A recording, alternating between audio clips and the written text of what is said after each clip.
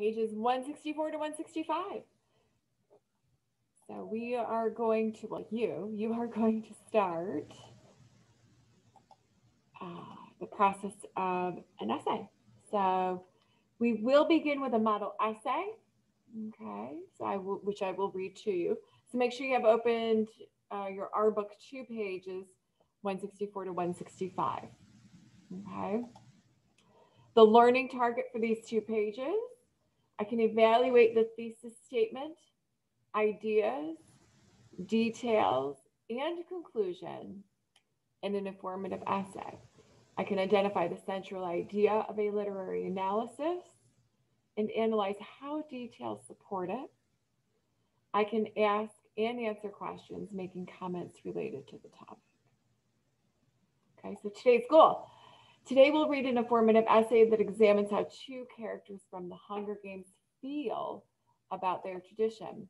As we discuss the student writer's thoughts, we'll identify and evaluate the elements she uses to analyze why the characters and their actions are important to the story. So let's unpack the prompt. So the prompt is at the top of page 164. Choose 2 characters from either the lottery or the Hunger Games, or 1 character from each. Write an essay analyzing the characters' attitudes about their community's annual traditions. Okay. So let's talk about that prompt. Based on the prompt, what topic is Judith Bauer Stamper going to analyze in her essay? Okay, so let's think about that.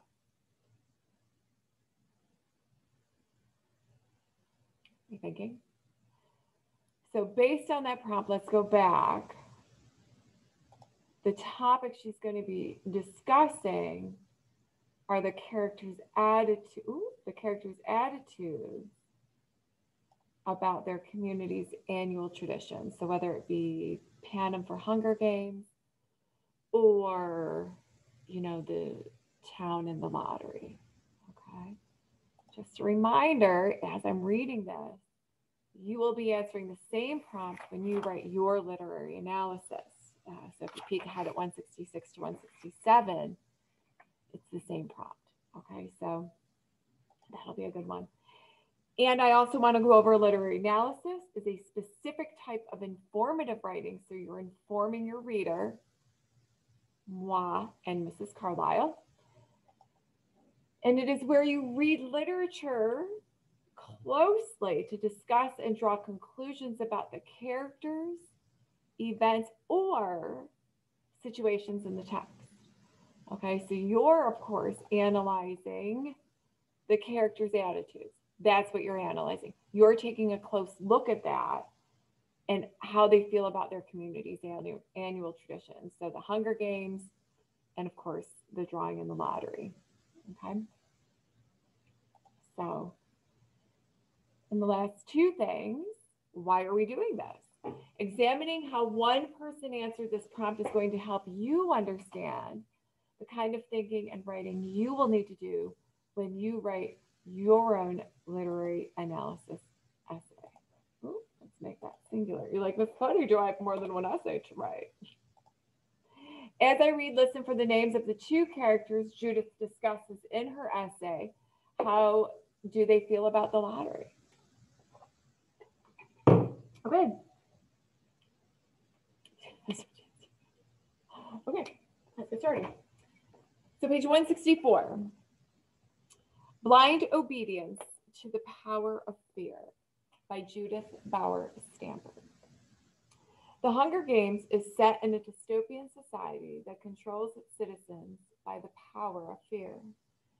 2 characters in the story represent the values and traditions of Panem. The mayor and Effie Trinket blindly enforce their society's rituals, never questioning the injustice and cruelty of Panem's traditions. The mayor is a mouthpiece for the values of this dystopian society. For example, he addresses the citizens of District 12 like a game show host. He tells the history of Panem and the reason for the Hunger Games. He also seems to have no feelings at all, but his message is clear. Look how we take your children and sacrifice them, and there's nothing you can do. The mayor describes the Hunger Games like any sports competition. He ignores the fact that reaping day is like a death sentence for two of the young people in front of him. Effie Trinket also represents the values of Panem and its rituals. Her last name, Trinket, describes her perfectly. She is like a flashy ornament of little value. For instance, when she trots up to the podium, her first words are, "Happy Hunger Games!" She is fake through and through. Effie ignores the terrified families in front of her and rattles on about the drawing. Effie never drops her falsely cheery attitude. She can't allow herself to feel human emotions because what she is doing is too terrible to admit.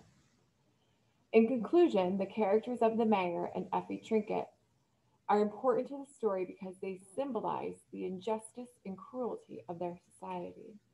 They have given up their humanity and are blindly obedient to the power of fear. Okay, so now let's take a look at 165. 165, you will mark and evaluate text elements. Okay, directions. Mark the following elements of an informative essay. Use the frames to discuss them with your partner. Okay.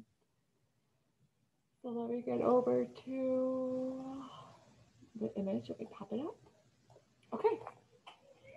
So looking at this page, I'll go through them real quick. Okay.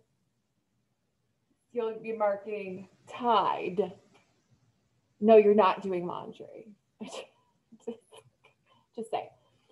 So T for thesis statement, idea, details, and ending. So the thesis statement, identifies the topic of the essay. It previews what the author will discuss. It also addresses the prompt. Go ahead and put a T next to the thesis statement. Is this thesis statement effective? This is the sentence frame to help you answer that question. This thesis statement is effective because it, and then you'll finish it. You have three options there to kind of go with. Idea, your I. Each supporting paragraph contains a topic sentence that states the paragraph's central idea. Each central idea should support the thesis statement by providing details and other information about the topic. Don't go rogue on me. Okay, don't be putting random information in. Anything you put in your idea in those middle paragraphs should support that thesis statement in the first one. So put an I next to the central idea of each body paragraph. You'll have two, one paragraph per person. So paragraph 2 will be about your first person. Put an I next to your central idea in there. The other body paragraph, whoever your second person is, put an I next to your central idea for that person. What information do these central ideas provide about the thesis? The central ideas in the paragraphs give more information about, and then go ahead and finish that. Now your details, each of those paragraphs will have details. Detailed sentences provide facts, details, and quotations. Oh my gosh, what did that say? Say quotations that support the central ideas. Put a D next to the 4 important detailed sentences.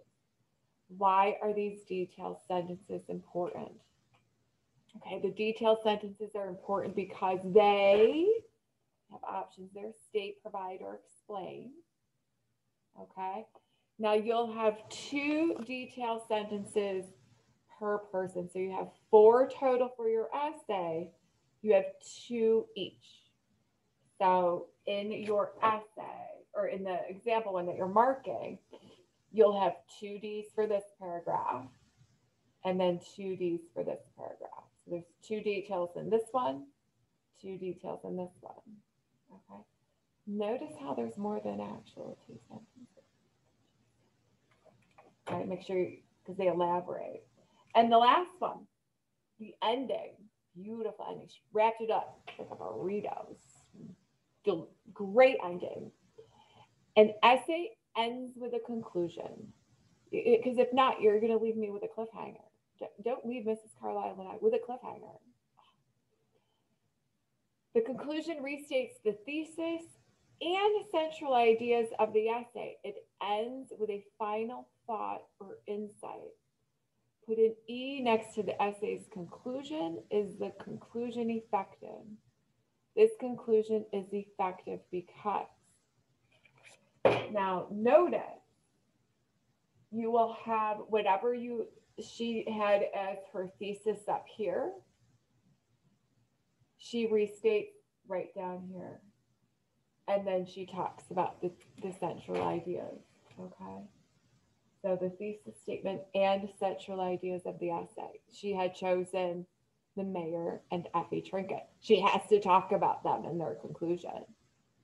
Don't go rogue and start talking about, the other characters. No. Just talk about the central ideas that you chose. Okay? Okay. So go ahead and do that. Make sure that's done, because next time you'll write your own, and this way you'll have a good model essay to support that.